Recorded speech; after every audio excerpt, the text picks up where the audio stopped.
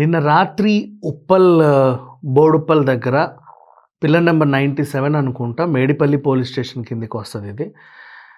ఒక XUV 700 car 1888 ఏంటో దాని నెంబరు. 8 మంది పిల్లలు, బీటెక్ పిల్లలు 8 మంది. ఒక పిల్లర్కి ఢీ కొన్నారు.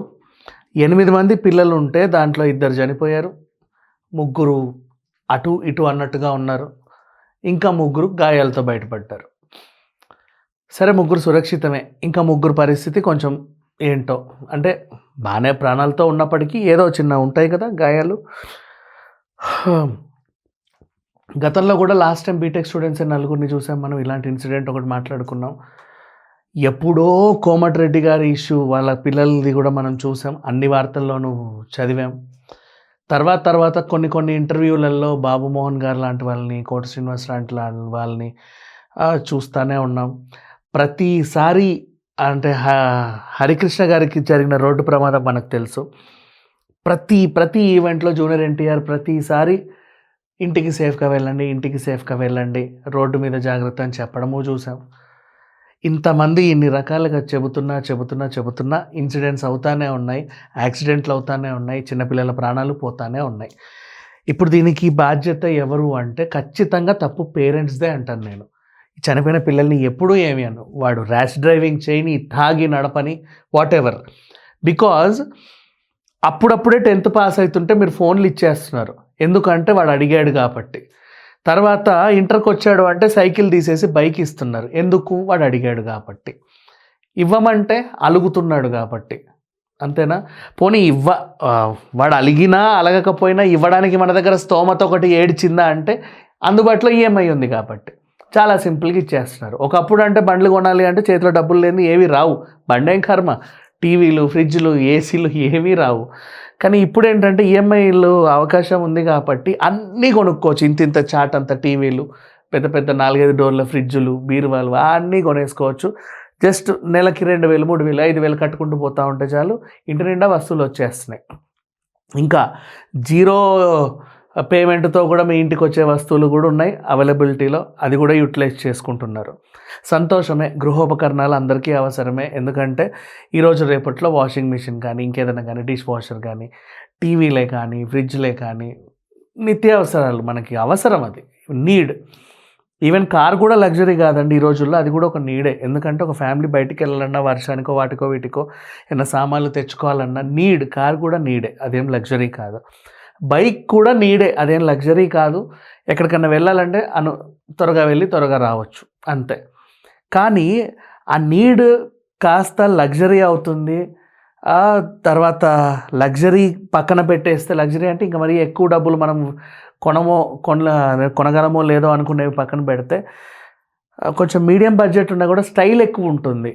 డగడగడగడ సౌండ్ రావడమో, లేకపోతే ఇట్లా నడపడమో, లేకపోతే ఇంకేదో చేయడమో. అంటే వాడు డిగ్రీ తర్వాత ఈ డాక్టర్ అవుతాడేమో, ఇంజనీర్ అవుతారేమో మీరు అనుకుంటారు, కానీ వాళ్ళని చూస్తే ఖచ్చితంగా వీడేదో సర్కస్లో పనిచేస్తాడు అనిపిస్తుంది. అన్ని విన్యాసాలన్నీ చేస్తారు వీళ్ళు రోడ్ల పైన, వీడు చేయని విన్యాసాలు ఉండవు. కొనివ్వకపోతే వాడు అలుగుతాడు, ఏడుస్తాడు, ఇంట్లో నుంచి వెళ్ళిపోతాడు, అన్నం తినడం మానేస్తారు. మానేయని ఇంట్లో నుంచి వెళ్ళిపోతా అంటే పోనీ, మళ్ళీ తిరిగి వస్తాడు. అన్నం మానేసినా 2 రోజులు కడుపు మాడితే ఆడే తింటాడు. మీ ఇంట్లో అలిగినా పక్కింటికి వెళ్ళన్నా తినేసి వస్తాడు. వాడేం మాడ్డు, ఊరికే మిమ్మల్ని బ్లాక్మెయిల్ చేస్తూ ఉంటారు, మీరు కరిగిపోతారు. మీకు పెళ్ళయ్యే కొత్తల్లో ఒకసారి ఆలోచించుకోండి, మీ చేతులకు బండ్లు ఎప్పుడు వచ్చాయంటే, నన్ను అడిగితే నాకు బాగా అందరి జీవితాల్లోనూ 90% చెప్తున్నా, పెళ్ళయ్యకే అత్తమావలో పెట్టే బండ్లు, లేదా ఉద్యోగం వచ్చిన తర్వాత మీరు కొన్నా కూడా మహా అయితే స్ప్లెండర్లు ఏవో కొనుక్కుంటారు. ఎందుకు? ఎక్కువ మైలేజ్ రావాలి. మన అవసరం అదే కదా, తొందరగా వెళ్ళాలి, తొందర రావాలి, ఫ్యామిలీ వెళ్ళగలగాలి, రాగలగాలి, పెట్రోల్ ధరలు అందుబాటులో ఉండాలి, ఎక్కువ మైలేజ్ రావాలి, మనీకి ఎక్కువ ఉండాలి, ఏదైనా చిన్న రిపేర్లు వచ్చినా సరే తక్కువ అమౌంట్లో అయిపోవాలి. ఇది ప్రతి ఒక్కరు ఆలోచించే. బట్ ఇప్పుడు యూత్ అలా ఆలోచిస్తుందా? లేదు. ఇట్లా నడపాలి, అటెగరాలి ఇటెగరాలి, టైర్లు ఇంత ఉండాలి, ఆ బండి ఇంత ఉండాలి అంటే వాడు పీలికలాగే ఉంటాడు. పొర్రపాటున అంటే వీడు కావాలని చేసినా చేయకపోయినా పొర్రపాటున బండి అటుపడ్డ కాలిరగాలి, ఇటుపడ్డ కాలిరగాలి అన్నట్టు ఉంటాయి. ఆ టైప్ బండ్లను వాడు మెయింటైన్ చేస్తూ ఉంటాడు. మీరు ఇస్తున్నారు కాబట్టే వాడు వాడుతున్నాడు. అండ్ ఇంట్లో నుంచి పోనీ నీ కొడుకు ఉద్యోగం ఉంది, బండి కొనిచ్చావా, పద్ధతిగా వెళ్తున్నాడు, టిఫిన్ బాక్స్ పట్టుకొని వెళ్తున్నాడు అంటే వాడు వెళ్తాడు, అక్కడ పార్క్ చేసుకుంటాడు, మళ్ళీ సాయంత్రం ఇంటికి వస్తారు. ఉద్యోగం సద్యోగం లేని పిల్లలకి మీరు బండ్లు ఎందుకు ఇస్తున్నారు? కాలేజీకి వెళ్ళే పిల్లలకి బండ్లు ఎందుకు ఇస్తున్నారు? నీ దాపుదర్పం చూపించుకోవడానికా, లేకపోతే వాడు చావడానికా? నిజంగా చెప్పండి. మీరు ఒకసారి ఆలోచించుకోండి. 100% ఎందుకు ఇస్తున్నారు బండ్లు? వీడేం చేస్తున్నాడంటే పొద్దున్నే అక్కడికి వెళ్ళి ఖాళీ రోడ్లు చూసుకొని ఫ్రెండ్స్ అందరు కలిసి రేసులు పెట్టుకుంటున్నారు, హైవే మీద ఇష్టం ఉన్నట్టు వెళ్తున్నారు, ఈ ఊరు దాటి ఆ ఊరికి, ఆ ఊరు దాటి ఈ ఊరికి వెళ్ళాలనుకుంటున్నారు. రింగ్ రోడ్లు కట్టుకుంది ఆ రాష్ట్రానికి ఈ రాష్ట్రానికి రవాణా సౌకర్యం చాలా ఫ్రీగా ఉండాలి, ఎగుమతులు దిగుమతులు చాలా సులభంగా అవుతాయి అని మన కన్వీనియంట్ కోసం కట్టుకున్నాం అంతే. కానీ వీళ్ళు ఆ రింగ్ రోడ్డుల్ని విన్యాసాలకు వాడుకుంటున్నారు అండ్ రాత్రిపూట బండ్లు ఎక్కుతున్నారు. మీరు కనీసం అడిగి చావరు, ఒరే ఎక్కడికి వెళ్తున్నావురా అని.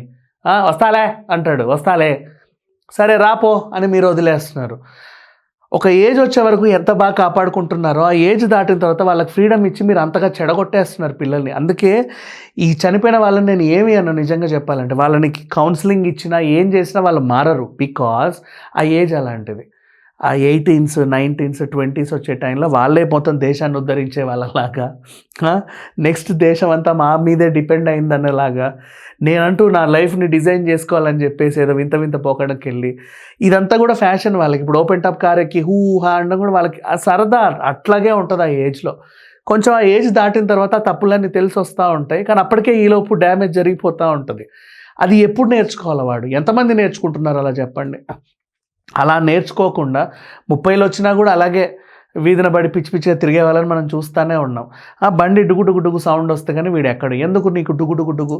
నువ్వు నడిపేది 10 వీధులకు వినబడ్డం ఎందుకు? నువ్వు నడిపేది నీకోసమే కదా. ఈ వీధి దాటి ఆ వీధికి నీకు అవసరం ఏదో చూసుకోవాలి, మళ్ళీ ఇంటికి రావాలి. ఇది కాకుండా నీ డుగు డుగు డుగు దేశం అంతా వినబడాలి, అందరూ ఇట్లా చూడాలి నువ్వు వస్తూ ఉంటే. ఇదేందుకు చూడాలి? అవసరమే ఉంది. సరే నీకు అలా అనిపిస్తుంది, తప్పేం లేదా, ఆ వయసు అలాంటిది. తప్పు పేరెంట్స్దే.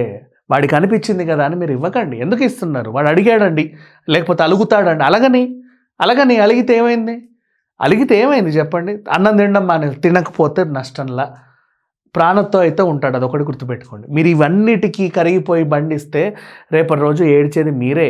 25 ఏళ్ళ వరకు పెంచుతున్నారు, 22 years వరకు పెంచుతున్నారు, డొనేషన్లు కడుతున్నారు, ఎక్కడెక్కడ హాస్టల్ వేస్తున్నారు, వీటికి కూడా అప్పో సొప్పో తెచ్చి బంగారాలు తాకట్టు పెట్టి అప్పటికా బండి ఈఎంఐ కూడా తిరగదు, కానీ వీడి ప్రాణం పోతుంది. ఇంటి నిండా లగ్జరీ వస్తువులు ఇస్తున్నారు, గ్యాడ్జెట్స్ ఇస్తున్నారు, మంచి మంచి ల్యాప్టాప్స్, అండ్ వీడికి 1,50,000 ఫోన్ లేనిది అసలు వీడు హలో అండు చేతుల్లో. 2 లక్షల నోట్ ప్యాడ్ లేనిది, ఐప్యాడ్ లేనిది వీడు అసలు ల్యాప్టాప్ వాడు. అసలు అవసరం కూడా లేదు, అయినా సరే వాడు వాడు. మళ్ళీ వీటికి తోడు అవే గ్యాడ్జెట్స్, యాపిల్ వాచే ఉండాలి, యాపిల్ హెడ్ ఫోన్సే ఉండాలి, మళ్ళీ యాపిల్ వైర్లే ఉండాలి, యాపిల్ ఛార్జర్లే ఉండాలి, మీ పిండాకుడు మీ స్నార్థం అన్నీ యాపిల్లే ఉండాలి. అప్పుడు మజా వస్తుందంట. అదేం మజానో తెలియదు. మళ్ళీ ఇవన్నీ కొనియాలంటే మీ తండ్రులు తల్లులు ఏమవ్వాలి చెప్పండి ఒకసారి?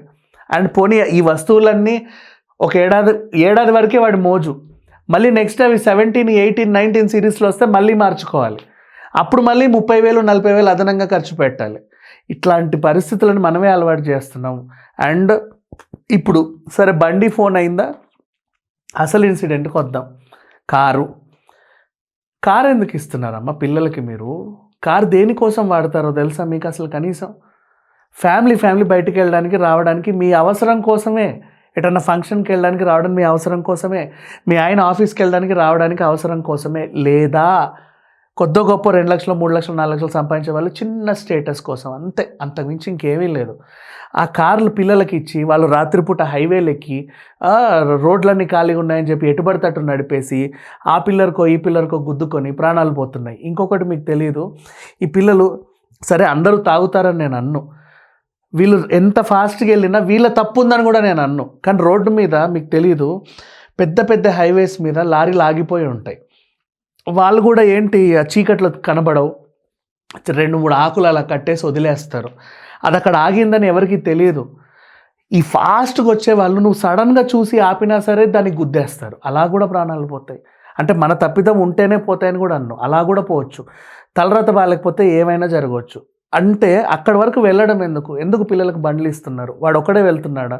4 పిల్లల్ని వేసుకెళ్తున్నారు, ఎంజాయ్లు చేస్తున్నారు, ఎగురుతున్నారు, అరుస్తున్నారు, ఇవన్నీ కూడా మీకేమన్నా ఆనందం వేస్తుందో ఏమేస్తుందో తెలియదు. రేపటి రోజు ఏదైనా జరిగితే బాధపడతారు. యాక్సిడెంటల్ సిట్యుయేషన్స్ వేరు. ఇప్పుడు మొన్న బస్ యాక్సిడెంట్లో ఒకే ఇంటికి చెందిన 3 ఆడపిల్లలు చనిపోయారు. అది వేరు సిట్యువేషన్. యాక్సిడెంటల్గా జరిగింది, అది అందరికీ బాధేస్తుంది. కానీ కావాలని రోడ్డు ఎక్కి తాగో లేకపోతే ఫ్రెండ్స్తో వెళ్ళో లేకపోతే ఎంజాయ్ చేస్తున్నావు రాత్రిపూట ర్యాష్ డ్రైవింగ్ చేసి దానికో దీనికో గుద్దుకొని చనిపోయారంటే అసలు ఏం మాట్లాడతాను చెప్పండి. అప్పటి వరకు సారీ అన్న, ఇంటికి వెళ్ళిన తర్వాత కూడా వాళ్ళు వాడు చేసుకున్న కర్మ అంటారే తప్పితే ఎవ్వరు కనీసం జాలి కూడా చూపరు. ఇది సిట్యువేషన్. దయచేసి యాక్సిడెంట్లు ఆపాలి అంటే పిల్లలకి ఎవ్వరు కౌన్సిలింగ్ ఇవ్వద్దు. మీరు అసలు ఆ వస్తువులు ఇవ్వడం ఆపండి చాలు, అన్నీ తగ్గిపోతాయి.